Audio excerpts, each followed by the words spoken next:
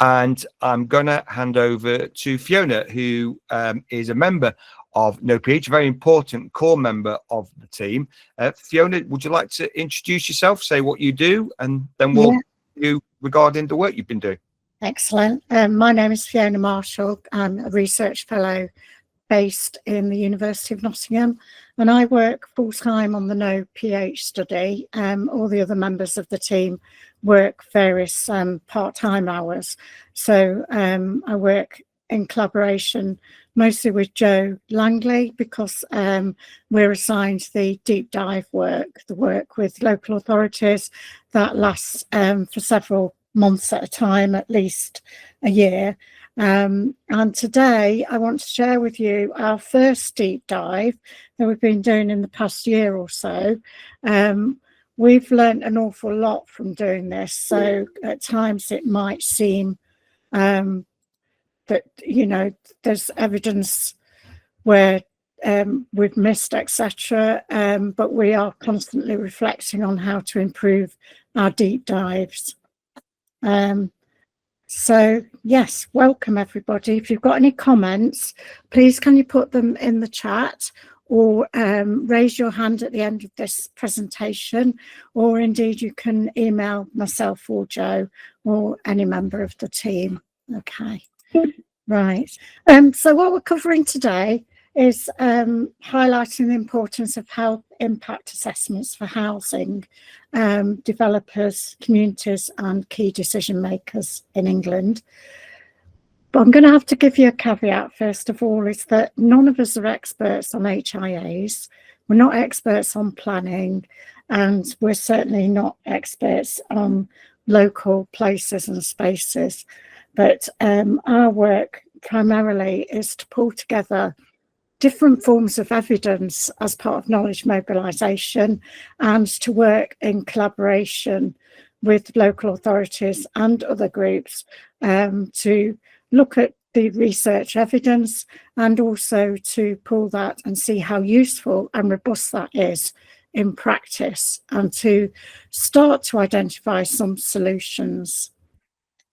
We know that we're in a housing crisis, and indeed this started before COVID. In some ways, COVID has given us what I see as a potential opportunity to reconsider housing and planning, etc. During that time, during lockdown, we realised that overcrowding and indeed having to work in open spaces or very small spaces within busy homes was a real challenge. And so hopefully post-COVID, we've learned some lessons from that, and that these can be adopted into new builds, etc. So next slide, please. Thank you. So the types of evidence that we've used, we've done rapid reviews, not systematic, just very rapid reviews of evidence-based research. We primarily looked at the NIHR evidence base, which has quite a lot of housing research going back many years now. We've also looked at policy documents, and also the outputs from major research studies that are happening at the moment where there are those outputs. We've drawn that together to form an evidence base that we shared with local authorities, and then we managed to secure, which was really great, 3 local authorities across the whole of England who were prepared to take part in our process of knowledge mobilisation. And the reason why we wanted to work directly with local authorities was because we wanted to also glean knowledge of the use of HIAs in practice, drawing on their expert advice and opinions and knowledge. And also we wanted to make this very much local and tangible, so that hopefully the outputs and the support for the local authorities will be useful and robust for them going forwards. Each local authority took part in at least 2 workshops in person, where we tried to combine creative methods where possible, with also collaborating and working across the local authority. We did consult with key experts and research groups such as the housing group TRUDE, and that's really worth having a look at, actually. Next slide, please. So what is knowledge mobilisation? In short, it's the generation and movement of useful and robust knowledge. So what we did was that we do produce digital open access materials, as Andy's described earlier, including our evidence summaries, and we can provide evidence summaries by email as well if you want to see them. We have used creative methods. Two of us have a background in creative arts, and we use those to share knowledge and generate new forms of knowledge with our key partners. And we also went through a process of identifying and prioritising key topics for ongoing work, and that's in liaison with our partners on NOPH and also NIHR itself. Next slide, please. So how are HIAs used in practice? In practice, they're used to inform decision makers about local health needs associated with housing, and to consider the immediate, medium and longer term impacts on the wider determinants of health. We know that decent housing has a huge impact on our health, but quite often it tends to get pushed to one side as other things come along.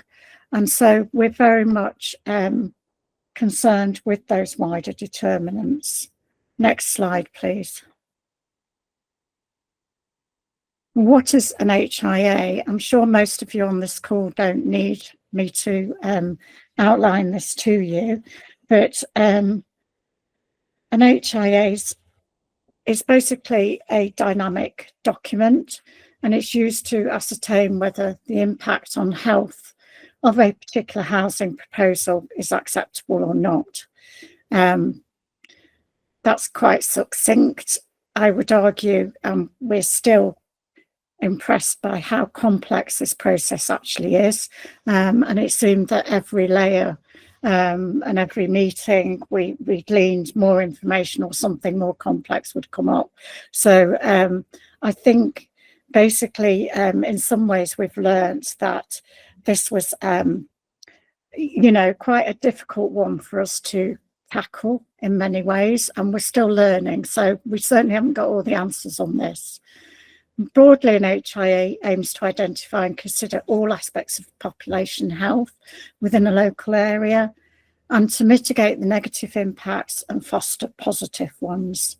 So we know it's kind of all interrelated, and it's related to those areas that are not being developed but often sit adjacent to them. Next slide, please. Whilst we're doing our work, we notice that very often developers themselves are excluded from the process of HIAs, and we did connect with a couple of developers, and that gave us the focus for this presentation, really, to consider developers.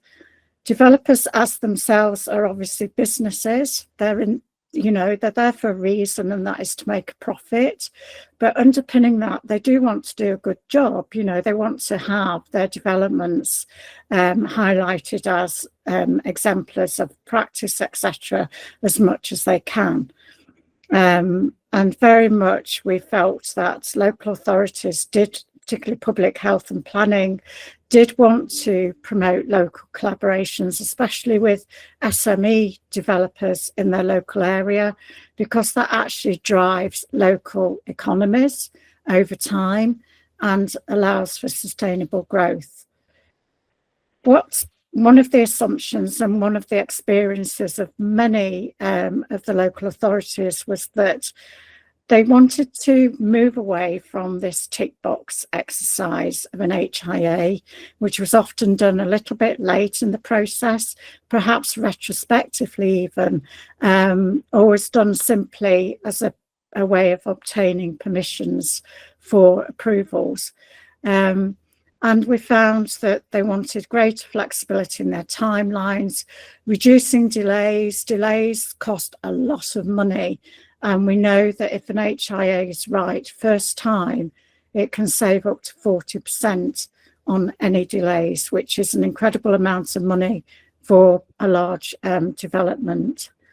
Next slide, please.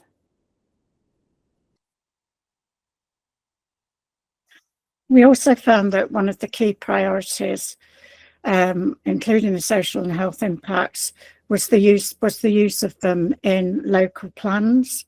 Local plans are being developed every 10 to 15 years, but we found that quite often they get delayed or they're not seen as particularly robust, even though there's an awful lot of resource and effort that goes into them.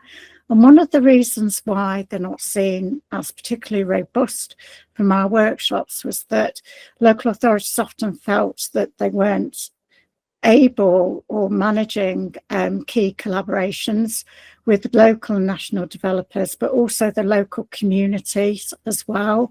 So they really wanted and had the enthusiasm to engage with our more sensitive and vulnerable groups in the community, but often found that there simply wasn't time to do that. And so this was one of the key points that came through with our work, was actual the resources and also commitment to encourage these ongoing collaborations. Next slide, please. So the issues with HIA in practice, what we found was that very few HIAs have local policies at local authority level to underpin the use of HIAs in practice. We also found that there's many different models and templates and subsequent designs in use, that very often these are not quality assessed in any particular way. There's very little evaluation of robustness and use. The two templates that we used as starting points were the Wakefield and the Welsh one, but we do recognise that some consultancies, etc., produce their own templates, and indeed there are a number of local authority generated ones as well. So what we also found in discussions with our workshops was that there was this real push for dynamic models so that they can be very flexible, adaptable, and also will kind of trigger key points in time when they need to be examined. We also had discussions about the accountability of developers and local authorities to monitor and evaluate the sustainable positive impacts on health beyond completion of the development. And I'll be interested in your views on that one, actually. So next slide, please, Andy. So what does the evidence-based research suggest?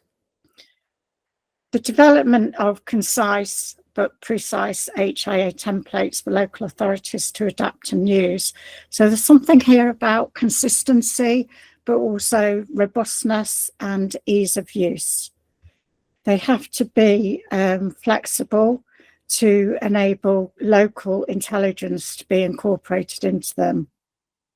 The research also suggested sustainable collaborations with developers to encourage local economic growth and the shared vision of local growth as well. So although primarily we're talking a business case here, there is a need for HIAs and a shared understanding with developers of their value. With consultations with local groups, representatives of marginalised members with developers and local authorities. So again, there was often a little bit of unease and a feeling of constraints about how to effectively collaborate and consult with local groups. The research suggests that knowledge mobilisation, and particularly the use of creative approaches, citizen science and local knowledge sharing within communities can really help build genuine collaborations. And there's long-term visions as well, you know, to improve housing and communities by a combination of new builds and retrofits. Much of our current housing policy is surrounding new builds. Less is about the retrofitting of existing properties. And there's also the aspects of sustainability, future-proofing builds, and communities to enable a sense of contribution, remaining in place, and pride in place. Next slide, please.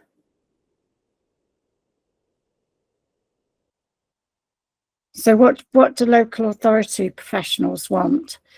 What they want is a policy for HIAs to use at local level. So that would mean commitment from higher up in the local authorities, from the councillors, etc., towards that. Clear, unambiguous guidance linked to national policies for key decision makers. There does seem to be, as in many of these things, there seems to be some gaps between national policies where they exist and their application at local level. Robust resources, including local policies, putting HIAs as centre stage, and dynamic HIA documents. So that in reality would mean commitment and resources in time and funds to do that. There'd also like earlier dialogue, even at site identification stage, with developers at the pre-application stage in confidence, because obviously there's a business case here being put forward that needs to be confidential, with resources to actively support HIA submissions. There's also a call for a national and local repository of HIAs so that previous HIAs are not just sat in folders in certain departments across local authorities, but that they could actually be shared. And basically, it's a way of just making it more sustainable and more robust with a process of continuous evaluation. Next slide, please. What do developers want? Slightly different, and some things are the same. They really want to prevent delays because, as I say, it's incredibly expensive, delays in processes, and appeals can be incredibly expensive for developers and also for local authorities. They also want clear, unambiguous guidance linked to national and local policies for key decision makers, robust resources, including key local guidance on the minimum requirements for an HIA, and interestingly, a shared confidential pre-application stage with developers, possibly their consultancies as well, and access to a named person in public health and planning. And again, it's about the sustainability of this process, etc., and ongoing evaluation. Next slide, please. Oh, that's a duplication, so we'll go to the next one. Okay, so what are our current gaps in understanding? This is one of our graphics produced by SMIS, who is local to Sheffield, which is a graphic outlining section 106s, which, to be honest, I still get confused about because I'm not a legal beaver and I'm not, you know, a planner at all. But basically, there were some gaps in understanding across all our participants. One of the key things was the ways in which they can assure effective community consultation with members of the community. With the best will in the world, planning, etc., is not up everybody's street. And in many ways, local people can often feel that they have no say because it is so complex. Even the online consultations tend to be extremely massive documents and forms that aren't that easy to fill in. Again, we want guidance linked to national and local policies and the sustainable HIA process. So this are the three areas that we decided to focus on. Next slide, please. So drawing on our evidence, one aspect that we spoke with and shared with a couple of local authorities in particular was the issue of fast food outlets, which is often a very, very challenging for public health to manage and local authorities. Local authorities can often find it really hard to effectively challenge planning appeals, often in the absence of robust local plans.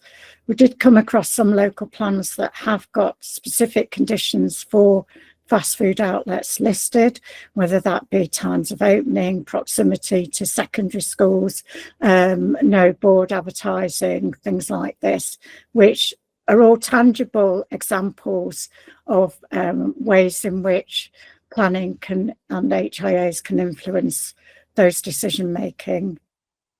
Fast food outlets in particular demonstrate the importance of sensitive and accurate information with residents and key providers in the area.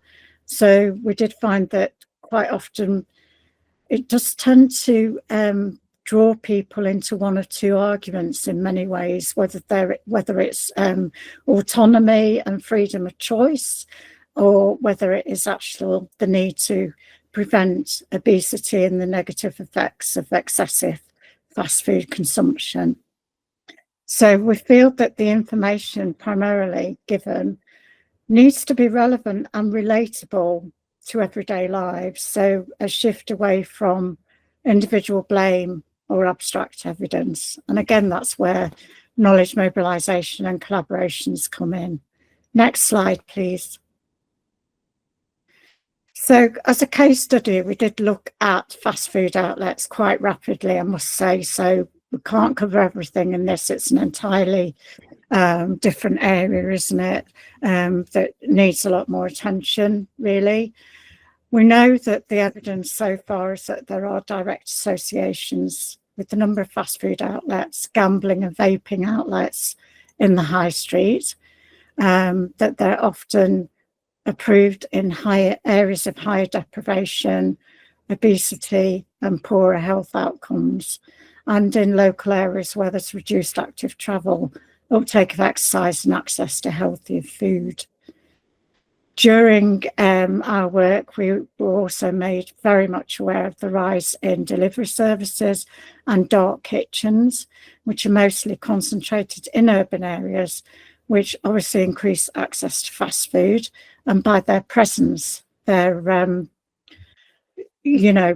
almost advertising, aren't they, as they whiz around on their little bikes, etc. So it is a very, very complex and tricky one. There isn't just one answer to this at all. Next slide, please. What we discussed was the use of HIAs as a means of raising actual and future health concerns among the local population. And we had some quite detailed debates about that. We feel that one of the positives to come out of our work was the push for the use of spatial planning evidence to determine things like the vicinity impact based on key public health amenities. School run routes was quite a prominent one as well, that there needs to be an appreciation of the routes that people are taking and whether they're being exposed to fast food outlets and advertising along those routes. The push for more active travel as a mitigator, and again, the reduction in fast food outlet advertising. We found that there was also a desire for a mix of provision in the high street, and location of access to healthier food providers. So whether that was smaller supermarkets located actually in the high street that could provide affordable and healthier food options, and the proposed restrictions on opening hours, advertising and special offers by meal deals and things like that. Next slide, please.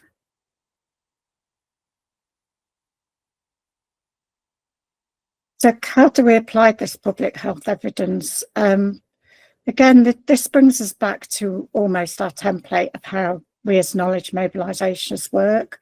And what we need to do is provide accessible, accurate summaries of research that can be in pictorial forms, it can be in interactive digital formats, as well as just written summaries, but we're aware that these need to be extremely concise rather than pages and pages. We advocate a whole systems approach by engaging with joint strategic plans beyond the local authority, engaging with local health, and also consulting with key local organisations and groups to share their evidence. One of the things that we really had as a positive to come out of our workshops was the recognition that actually we didn't need to reinvent the wheel with this, because we could engage with local community groups like youth groups and hobby groups and all those sorts of things, and actually ask for time within those groups to discuss local HIAs and also planning applications. And we have worked with some of that on active travel groups as well. What we need to do really is to identify what works well, what may not work so well, and to share that knowledge in a trusting relationship across LAs. So maybe that those findings need to be anonymised or given the option of anonymity, really, so that we can really develop this over the next few years into something far more robust. Next slide, please. So these are the key priorities for local authorities, and I'm sorry if I'm repeating myself. It was that they really want accessible, accurate summaries of research, even so that they can present them to councillors, etc., and key decision makers within LAs and beyond as well, to inform HIA work and the prioritisation of HIAs in planning. They would also like I say, HIA policies at local level regarding HIAs, which they can then align with local plans, monetary policies and other key consultations. As you probably know, HIAs are only mandated within Wales, and that's rolling out next year. It's still in process. They're not mandated at all in England, and that's another debate, I guess. They also want to devise these dynamic templates, often digital, for HIAs, so it can be readily adapted to specific local applications. And it's felt that that would help save time and resource as well. So it's about local standardisation in one way, but it's also about having them dynamic enough to use and to be adapted for each application. They would like to establish sustainable collaborations with local developers, consultants and planners, using an agreed shared understanding of the terminology and perspectives, and also confidentiality. So again, often as professionals, we get bound by certain lingo and terminology that maybe others think they understand, or they will use their own professional terminology, and this can lead to confusions, to be honest. And we also, as I say, it's about this consultation with maybe some groups who ordinarily would never engage in this sort of work because they feel they have no say or it's not applicable to them. And again, we really do need to start to identify what works well, what didn't work well, and to share that in some ways, possibly in a national repository. Next slide, please. So that's it in a nutshell. These are our acknowledgements. We've really enjoyed working with the local authorities who've given their time. They've given time and enthusiasm, both within the workshops and when we've set other tasks or asked questions around that. And they've been kind enough to give everything that we've tried to do a go. We'd also like to thank our expert, Michael Chang, who's on our group for HIAs, for his very patient insight and challenges that he gave us. For all the individuals who've taken part in the workshops, bringing their own candid views and experiences of HIAs, and also the creatives who've turned evidence into accessible graphics, Nifty Fox in Barnsley and Smith in Sheffield. Next slide, please. And that's our links for our evidence base, but we're more than happy to send you some of our other links as well, but most of it should actually be on our site. And I think that's the, oh no, last slide. There we go. That's myself and Joe's emails if you want to contact us directly. And again, we've got the feedback form, which would be marvellous if you could let us know what you think of our work and this presentation. Thank you.